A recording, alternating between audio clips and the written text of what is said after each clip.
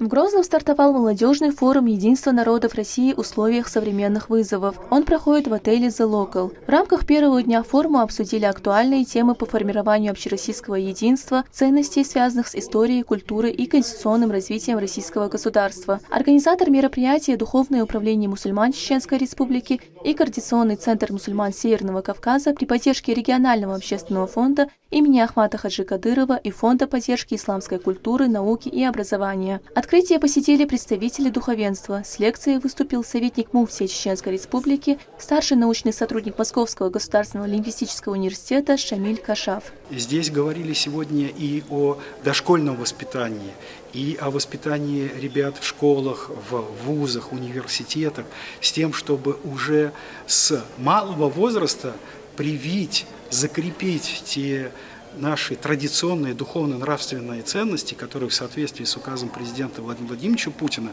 закреплены в важном доктринальном, я бы сказал, государственном документе. Сегодня мы имели возможность убедиться в том, что Чеченская Республика является лидером в этом направлении.